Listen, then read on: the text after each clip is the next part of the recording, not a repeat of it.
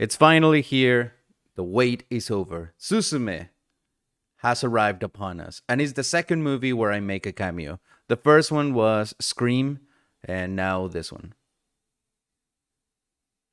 Just let let just let me live it.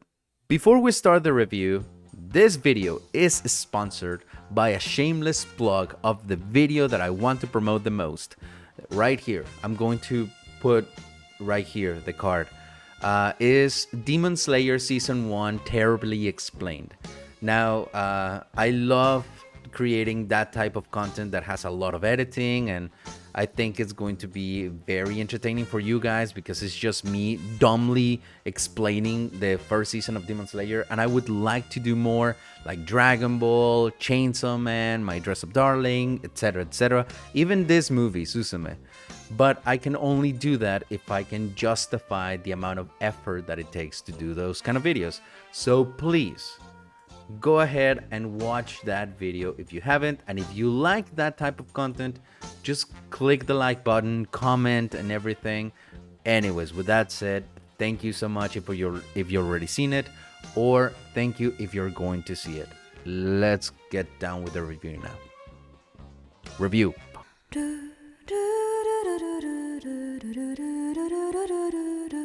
Suzume, by the studio that brought you, or creator that brought you Your Name, we have a new story about Suzume, and trust me, they definitely like to tell you her name throughout the entire film. Now, I'm going to address the elephant in the room, the burrito on the table. Is it better than Your Name? And anyone that compares this movie to Your Name, I don't understand how they can, because even though I can see some similarities in terms of like thematics, like out of world looking shits and different universes and parallels and time shit, it's still very, very different than Your Name. So let's put Your Name where it belongs, in a pedestal with the gods, because this is its own beast. Now, Suzume, I'm not gonna dive into spoilers, but the trailers did not give anything at all. So it looked interesting watching the trailers, but definitely did not tell you what the story was about. It looked like it was going to be kind of like a coming of age story, which you can make the case that it is, but it isn't either. It's also a story about letting go of the past. It definitely touches on a lot of metaphors of you gotta know which doors to close because they might harm you. So definitely, just like ogres, there's a lot of layers to this movie, which I appreciated. The soundtrack is killer, so you're gonna have absolutely a lot of fun with it. And I mean, the animation, mwah, gorgeous, chef's kiss. There's nothing to complain about the animation. Now, is there anything negative about this movie? Because so far, I've definitely sucked its toe. And yes, to a certain degree. Now, I don't think there's anything perfect in the world outside of Natalie Portman. But this movie has so many things going on, and it has a little web of characters and plot lines that, for the most part, come together in a nice, cohesive way. But there's a couple of points that I know for sure I ended up questioning, like, how did this come to this? Where did this come from? And then you can start to rationalize and find answers to most of your questions. But still, I mean, for all the themes that this movie wanted to bring, it's just amazing that they brought it together as good as they did. There's two types of art movies when it comes to anime. Some movies, like for example Children of the Sea, don't necessarily focus on giving the characters a lot of depth, because the main goal of the movie is to give you a message or the experience of it. But then there's other movies, like for example the Mugen Train movie, where the characters are incredibly emphasized, because even though the story might not be like the next Oscar-worthy nominee, the characters make you care for the story.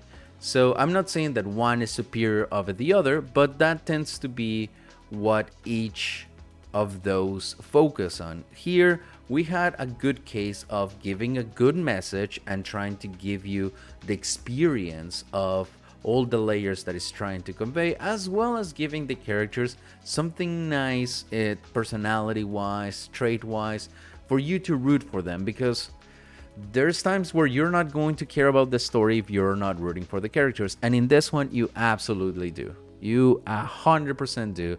I can see how this movie can become easily a tearjerker for some.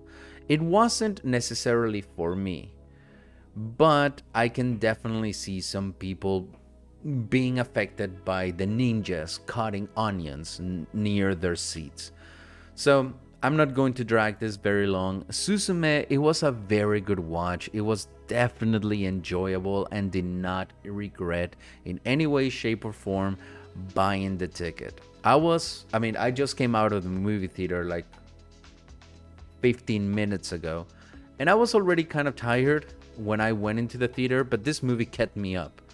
Every single scenario that the movie presented is one of those that it'll make you feel like you're with them. So that was fantastic to do for the movie. So if I were to put it in the tentacle meter, which whatever the fuck happened to the tentacle thing, I think I lost the image. But anyways, for the tentacle meter, I'm going to give it at 8.5. Definitely an 8.5. Very, very, very solid. I can see how this can be easily a 9 for some, but again, some of the plots, in my opinion, were like, okay, wait a second, let me track back. And again, don't consider me as a fucking critic, please. Don't think that my opinion actually matters. Opinions are very subjective and likes are subjective. So I liked it enough to that point. That's what it is. I'm definitely gonna give 10s to things that make absolutely no sense, but if I like it, I'm going to give it. Anyways, let me know if you guys see it, if you guys watched it, what do you think about it? Did you like it? Did you not? Are you planning to watch it? Go ahead and like and subscribe, because you better fucking do it. It's an order or I'm gonna punch you in the face. All right, bye.